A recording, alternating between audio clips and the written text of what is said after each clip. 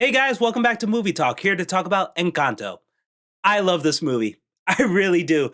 And it's not, here's the thing, it's not only one of the best movies I've seen this year, I'm debating if it is the best movie I've seen this year. And yes, I know there are movies that I haven't seen yet, and there are also movies that are coming up very, very soon that I'm really, really looking forward to. So the year is not over yet, so my mind can change. But my God, this movie blew me away. I loved it. And it's funny because it wasn't on my list of must watch in theaters. So yeah, it's not my expectations were pretty neutral, but when I saw the trailers and I read good reviews and also checked up some clips of it and also heard some of the songs, I it got to me and I really wanted to go see it. And yeah, I'm glad I did. And again, funny thing here, I did not know this at the time. I know this after I watched the movie. I read a report that this was actually going to be in theaters for 30 days. And then on December 24th, it's going to be on Disney Plus at no extra charge. Um, because hopefully the report is true that you don't have to spend the $30 Disney Premiere access to watch the movie. So if that's the case, then I'm excited to see this again on December 24th. I did not regret watching this in the theaters. I did not regret spending money and time to see this in the theater. Yes, I know I could have waited. Yes, I could have waited to see it at home where it's safe and not in the theater with other people. The Honestly, I always tried to see a movie showing in early in the afternoon where I know not a lot of people would be at, and also I go to like a small town for the theater, and in this theater it's only me and two other people, and we sat far from each other, so you know. Very big social distancing. I wore my mask on the whole time. I didn't have any drinks or food or anything. So, yeah, I was fine. But the thing is that this movie did not make a lot of money at the box office, honestly. Like, Disney did not say that it is a bomb. Instead, they're saying that it's a bit of a hit because it took, there's a pandemic going around. So it's honestly making expectations for the box office. But again, with the variant cases rising, and and also it's December, so people can get sick easily. I can understand people not wanting to see this in theaters. So, and honestly, it sucks because I want this movie to make money because it is really, really good. But again, I understand the situation that we're in. So, if you guys feel like you are not safe to see this in theaters, that's fine. You could wait until it comes out on Disney Plus, and you could watch it there. So yeah, I'm hoping that the report is true. I read it um, right after I saw the movie. So yeah, I'm hoping it's true, and I'm hoping no Disney Premiere Access $30 thing. So yeah, I really recommend this. So I love everything about this movie. I can't even think of one negative thing. I mean, I don't want to say it's perfect, but if it is, then yeah. And I don't think every movie is perfect, but right now after seeing it, I can't think of anything negative to say, and I can't say the imperfections that I've seen. So it's very, very hard for me to even think about that. I really love this movie. And I love the songs, I love the characters, I love the animations, I love the look of it, I love everything about this movie. It just got to me. I mean, I haven't seen a Disney movie that I love this much for a long, long, long time, especially a Disney musical. I really love Tangled. I really love Zootopia, but Zootopia is not a Disney musical, so it doesn't count. So I would say Tangled is like the last, my most favorite Disney animated musical movie. Um, I have problems with Frozen 1 and Frozen 2, and I'm pretty sure some people are going to be angry at me with that. But honestly, yeah, I feel like this. Oh, Moana. Moana, I love. I do love Moana. So Moana is the last Disney animated musical movie for me that I really love. And now I got Encanto, and it makes sense that this is the 60th Disney animated movie because it clearly shows. You do see a lot of classic Disney tropes in here. And I know some people would say that that makes the movie unoriginal, but honestly, with what they did here, and they did put a couple twists on those classic Disney tropes. With what they did and how everything blends together, it just works. It feels refreshing. It feels new to me, and I love it so much. Okay, so let's talk about the main plot of it. I'm not going to go into spoilers. I'm just going to talk about the setup. So it's about the Madrigals, and the main character's name is Mirabelle, played by Stephanie Beatrice. And Mirabelle is so adorable. I really love this character. I mean, if she is not considered a Disney princess, I still feel like she's a Disney princess to me because she is so good. I love her personality. I love that she has flaws. She is jealous of her oldest sister Isabella, because she is the outcast of the group. So she wants what Isabella keeps getting. She wants to get the attention that Isabella keeps getting. And I love that. I love that she's jealous. I love that she really hates her sister with a passion as well. And it's great. But I love her quirky personality. I love how upbeat she is, even when things are trying to make her crack. Things are trying to get her down. She still tries to overcome it and still be upbeat, and I love it. I love how jumpy she is. I love her animations. I love how she's into every single song. Even when she's not really participating in singing the song, she's still moving her shoulders like this, like she's keeping up with the beat. I just love it. Everything about her was adorable. I love her. And I love the fact that she's honestly the shortest one out of the she is the shortest one out of the three sisters. She is the shortest one in the family, besides the little kid. So I love the way she looks. I love her hair. I love that she's wearing the thick glasses. And I just found this out that the actress Stephanie Beatrice actually has to wear glasses because she has astigmatism, very severe. So she has to wear glasses. So I like the fact that it has that aspect of her.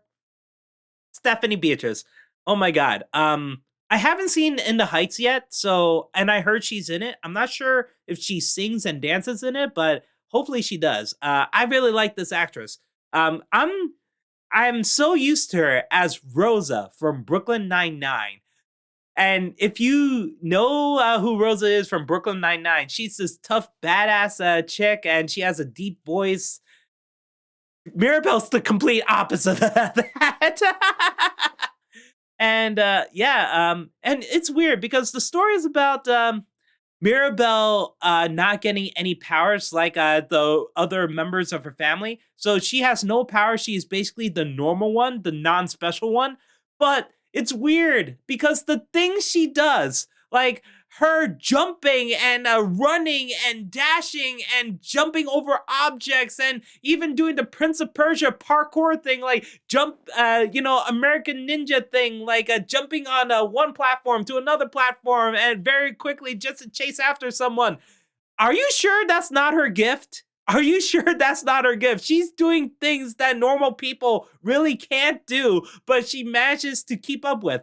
And I'm wondering if the creators of this were inspired by anime because her character reminds me so much of Rock Lee from Naruto. Like Rock Lee doesn't have any special ninja magic skills. Like he can't do ninjutsu or genjutsu, but he's so that's why he does everything he can to still be the very best at taijutsu because it's the only thing that he can do, but he wants to be the best at it so he could be as equal as everyone else. That's what Mirabelle is to me. She's the Rock Lee of this movie. And I like the fact that her character is a non-special character. Like she has no powers. And this movie is kind of like the X-Men, like the Disney version of the X-Men, because we have her two other sisters, Louisa, who's a big bodybuilder. She's super tall. She's super strong. She is basically the Juggernaut or the Colossus of the family. And then we have Isabella, who is Yes, I can't think of the Marvel version of this character, but she's basically Poison Ivy from the DC universe. That she can make plants come into existence from out of nothing, and she can make flowers and vines and everything everywhere. And then we have the ant Peppa, who is whose moods can change the weather. So if she's very happy, it's sunny. If she's very upset, and depending on how she's feeling, it could be a hurricane, it could be incredibly cloudy, raining, snow, ice, everything. So she's the storm of the family. And we have Julieta, who is Mirabelle's mother, and she has the power to cook and she has the power to cook, but every time she cooks, it heals people when they eat it. So there's a scene where Mirabelle gets a cut on her hand, and Julieta gives her an empanada that she made, and Mirabelle eats it, and it heals her wound. So she has that very cool ability. And then we have the cousins who I forgot the characters' names. I think one of them is Camilo. I think that's the son. I forgot the female cousin's name. But yeah, Camilo can shapeshift into anything, and it's weird because he is a very young guy, but he can transform into women with no problem. So the movie doesn't delve deep into that, but it's kind of funny that this guy could turn into a woman who has a baby and taking care of her baby at the same time while having the real mother take a break and rest. So yeah, I find that very interesting. Like he's able to transform into anybody and any shape he wants to. Like he transformed into his father, like a tiny version of him. So yeah, and again, he's a young dude, and the movie doesn't delve deep into that. But I kind of find it funny that he's doesn't have any questions or he doesn't feel weirded out by certain things. I guess he's really used to it. And we have the female cousin who is able to hear things from very, very far away. Even if you whisper, she could still hear it. If she hears a pin drop, she from far away, she could still hear that. And I like the fact that because she hears things, including secrets, she has a hard time keeping her mouth shut about secrets. So she has no choice but to gossip to everyone. I love that. Um, and then we have Abuela, who's the grandmother who doesn't have any powers, but she started off. She has the three children, and which was Julieta, Peppa, and Bruno. We don't talk about Bruno. And then they have their own kids. And there were two husbands who married into the family. They don't get powers. They don't have any powers, but that's still fine.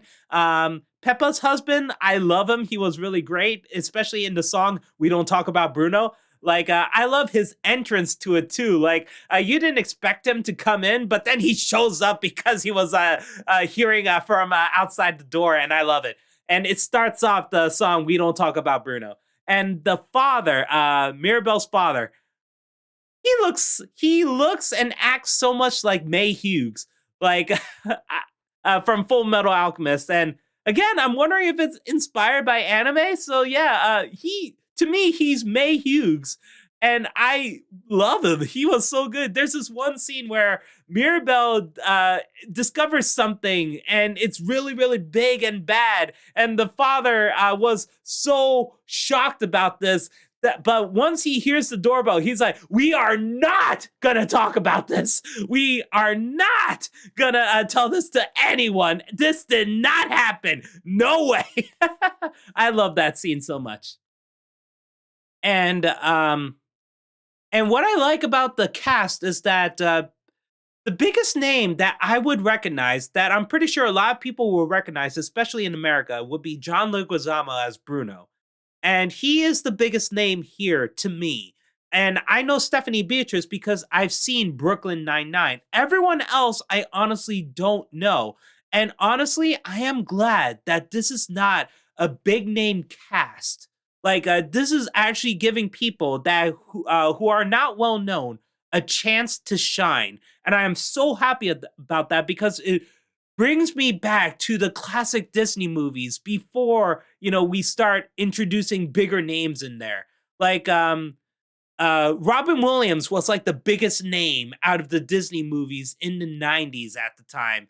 And then after that, I believe we got James Earl Jones as Mufasa and Matthew Broderick as Simba. But again, at that time, not people know like the actors, like people know who Ferris Bueller is. People know James Earl Jones as the voice of Darth Vader, but not like everyone knows, if that makes sense. But then you get movies starring like Chris Pratt as in the Lego Movie, or Chris Pratt as Mario, Gal Gadot in Ralph Breaks the Internet, or Dwayne Johnson in Moana, or Scarlett Johansson as the porcupine in Sing, or these big name casts, and I'm not knocking them honestly because I do like the performances from these actors and actresses.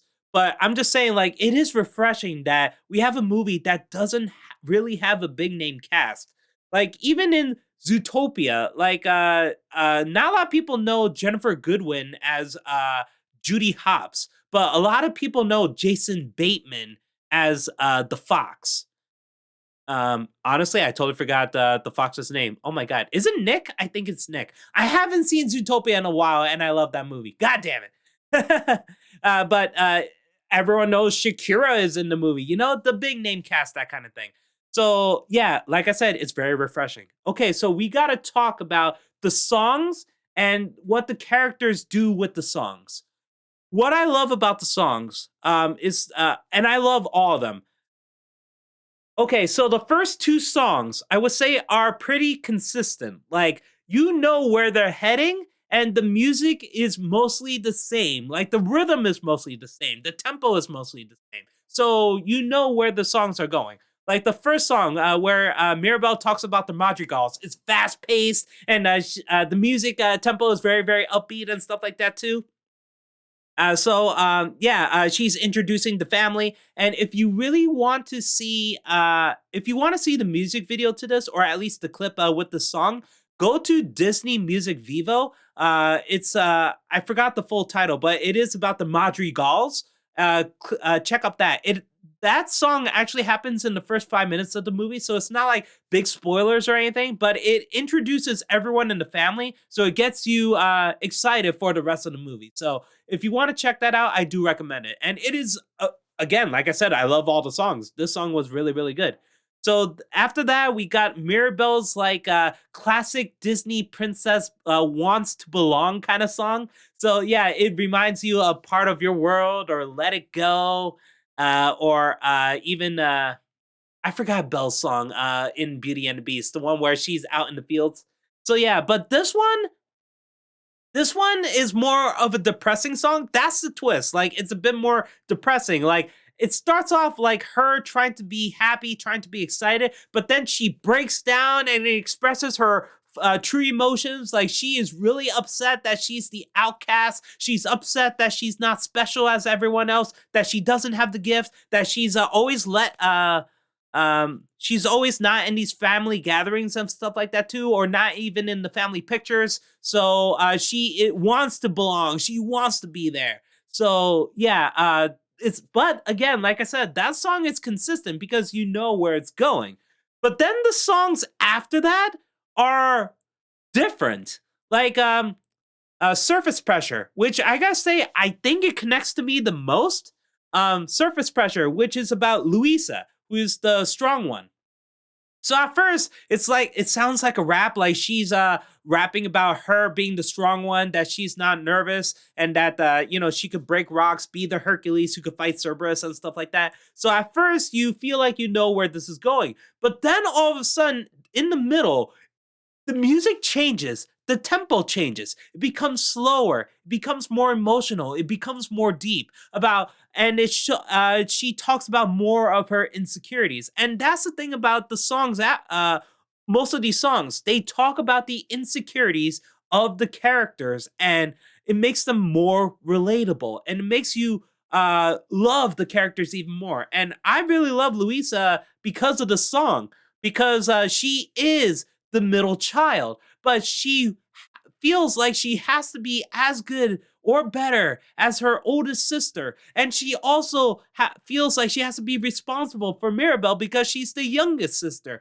But everyone views her as this incredibly strong person. So that's why she has to keep up that image, keep up that mentality. But she's worried that at any point that she's going to make a mistake, that she's going to fail, that she's going to be weak, that she can't be strong enough, that it's going to break her heart and break everyone's heart, and it's just clawing at her. And oh my god, this song got to me so much. I connect so much with her. And yeah, and again, at first it starts off like rap, but then becomes something else. So something more slow, something low, something more emotional. And she's singing her ballad. And the other songs are kind of like that. Are like that too. Like you think it's going this way, but it becomes something different. Isabella, Isabella is like the pop song out of the entire musical lineup, but at the same time, like the movie makes it feel like you're not supposed to really like this character because of the way she is. But then when she sings her song and sings about her insecurities, it makes you really relate to her and also like her. And yeah, and I like the fact that she plays a trope on those Disney princess songs too. So again, I really love that. We don't talk about Bruno. Okay, so again, it's so hard for me to choose the best, what I think is the best song. But I gotta say, we don't talk about Bruno. That got my head bopping the entire time. And it's funny because it starts off as two people talking about why we don't talk about Bruno. And for the first minute, it makes you feel like, okay, you know where this is going. But then all of a sudden, you realize every other person, every other family member, every villager joins in, and they all have different singing voices, and the music accompanies that. Okay, one person sings very low, so the music is very low as well, so you could try to hear her. And then all of a sudden, it becomes very fast and tries to make all the villagers speak fast too. And some of them rap, some of them sing their ballad. The music goes up and down, all in different directions. It takes you on a journey, and it's like a roller coaster ride, if that makes sense, through this song. And yeah, I gotta say, a lot of the songs are like that, and I love that. That they're not consistent. That they would do like a shift that would seem jarring, but it still works, and I really like that. So again, like I said, I do like the fact that the songs talk about the insecurities of the characters, which makes you relate to them a lot more. And I think some people are gonna be like, doesn't this movie sound very depressing? No, it really isn't. It is still upbeat. It is still charming, and it's funny. Again, I don't want to spoil anything about this movie, but again, there is a twist involving someone, and I like the way it was done. Like, I was worried that it's gonna do that thing I really hated from Frozen 1 and Frozen 2. And it was doing that whole thing with the antagonists through these movies. But this movie changes it up, and I like the change. I'm happy about it. That's all I can say without spoilers. But yeah, there is a twist involving a character, and honestly, I was happy about the way they handled it.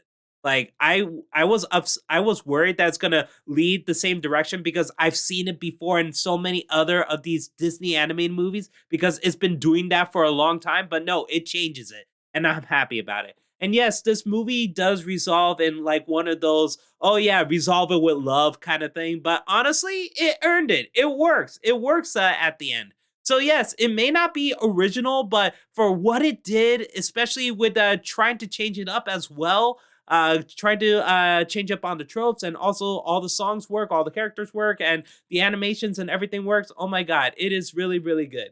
Okay, so I have to go on a tangent here because um, if you guys are not visual effects artists, you probably don't care about what I'm gonna say. You're just there to watch the movie. You don't really care much about the little details. But I gotta say this. Okay, so I used to take. I went to college for computer graphics, so that's why I'm really interested.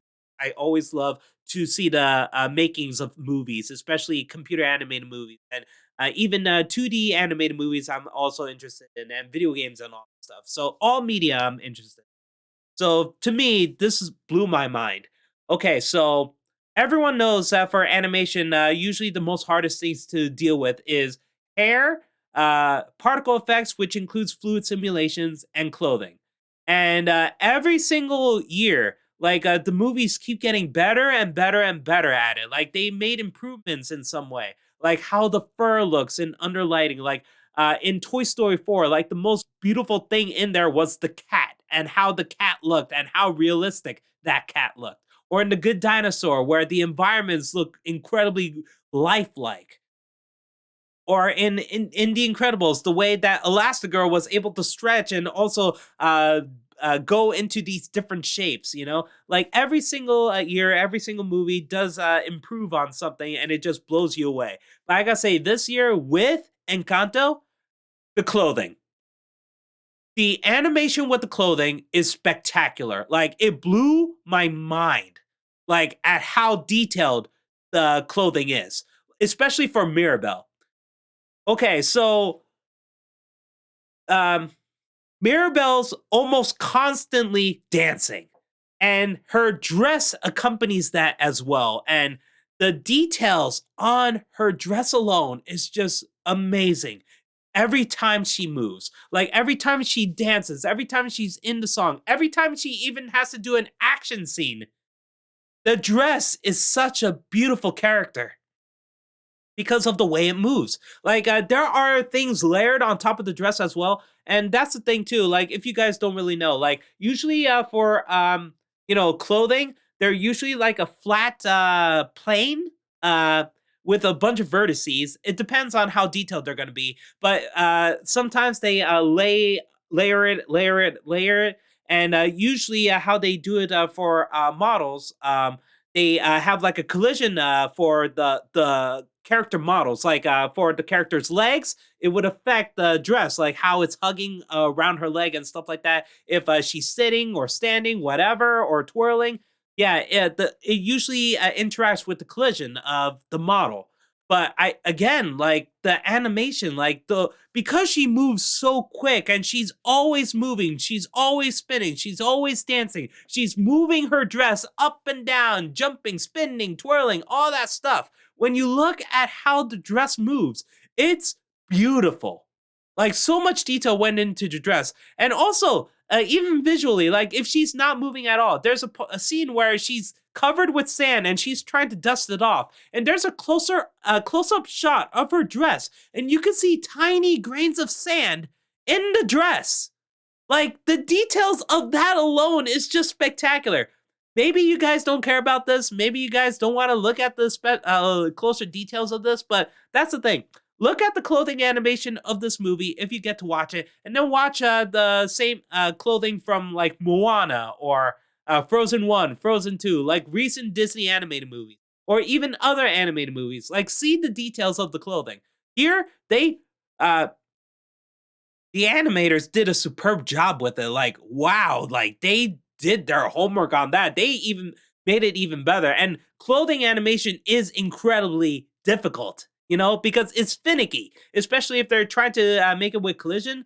If they're hand animating it, especially with all those vertices and stuff like that, that will be even more difficult. But yeah, it's just blows my mind at how beautiful this movie is, especially with the clothing animations. And of course, the lighting is great. The rendering is great. I love the colors. It's visually beautiful. I don't think I've seen one bad visual effect in here or one bad looking model, one bad looking anything. It's just gorgeous to look at, and I love it so much. This movie is a delight for the eyes and a delight for the ears. It was just an all together, it was so good. And I love that even if it's not original, I do love that they tried to switch it around, change it around, and still make it feel new and refreshing in a way. So I give this movie so much props. I love it so much. That's all I can say without going into spoilers. I love it so much. So again, like I said, if it comes out on Disney Plus at no extra charge on December 24th, go watch it. I hope you'll have a good time with it. And again, I hope this movie does become a hit in some way. Like it makes its money back because it was so good. All right, so that's all I can say about Encanto. Thanks for watching, guys, and I'll see you next time. Later.